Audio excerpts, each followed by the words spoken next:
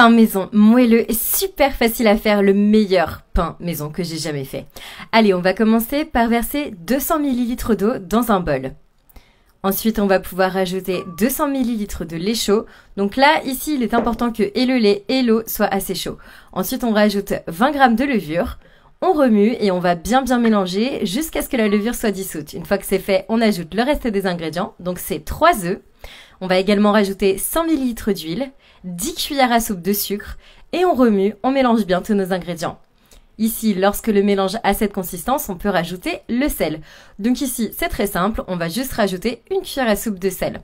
On met ensuite 3 cuillères à soupe de lait en poudre et on va bien remuer le tout jusqu'à ce qu'il soit bien mélangé et surtout bien dissous. Une fois qu'on a bien mélangé le tout, on passe à la farine. Donc ici, je vais rajouter 1 kg de farine. Et la petite astuce, ça consiste à l'ajouter progressivement et à bien mélanger tout ça. Donc j'ajouterai d'abord la moitié, puis ensuite je recommence à mélanger. Et vous pouvez effectuer ce processus à l'aide d'un mixeur ou alors à la main. Lorsque la pâte a atteint cette consistance, il suffit d'ajouter le reste de la farine et on continue de mélanger. Donc au cours de ce processus, moi je préfère retirer la spatule et mélanger très bien avec mes mains. Après 4 ou 5 minutes de mélange et de pré-tissage, eh bien la pâte est prête. Il reste plus qu'à mettre la pâte dans un grand bol et c'est là que la pâte va commencer à lever tout doucement. Alors ici, n'oubliez pas de la recouvrir d'un film plastique et vous allez pouvoir laisser la pâte lever pendant environ 1 heure. Au bout de ce laps de temps, vous allez voir que la pâte a doublé de volume. Donc là, vous allez pouvoir sortir la pâte du bol et vous allez la poser directement sur la table. Pour éviter qu'elle ne colle, vous pouvez rajouter un petit peu de farine sur le plan de travail et on va pouvoir laisser reposer quelques minutes pour éliminer l'air. Donc là, à l'aide d'un couteau, vous allez commencer par diviser la pâte en deux. Ici, vous allez prendre une petite partie et vous allez la façonner avec vos mains et un rouleau à pâtisserie. Donc là, vous étalez la pâte sur une épaisseur d'environ 1 ou 2 mm. Et une fois que vous avez bien étalé la pâte, on n'a plus qu'à la rouler. Donc ici, vous la roulez tout doucement avec vos mains, c'est très simple. Et à la fin, vous pouvez laisser l'équivalent d'une largeur de main pour la pâte. Allez, ensuite, à l'aide d'un couteau, vous allez couper en bande moyenne. Voilà, ce simple détail, ça donne au pain un aspect encore plus agréable.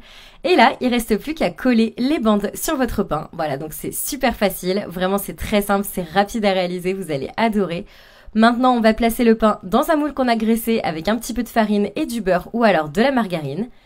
Et maintenant, on prépare l'autre pain. Voilà, donc une fois que le processus est terminé, eh ben, on n'a plus qu'à passer à la cuisson. Donc là, vous allez pouvoir couvrir le pain pendant 20 minutes avant de l'enfourner. Et au bout de 20 minutes, le pain a encore un petit peu levé. Donc avant la cuisson, vous allez étaler un jaune d'œuf mélangé à du lait sur le pain.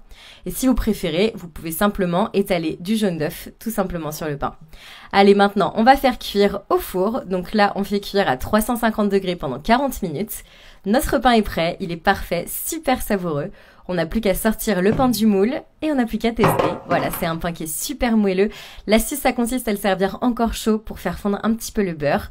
Et on accompagne ça d'une bonne dose de café et de jus de fruits. Vraiment, votre famille va vous remercier d'avoir fait passer le petit déjeuner au niveau supérieur. L'odeur est délicieuse, vraiment j'en salive déjà. Donc moi je sers avec du beurre, mais vous pouvez rajouter du fromage frais, de la confiture, c'est comme vous voulez.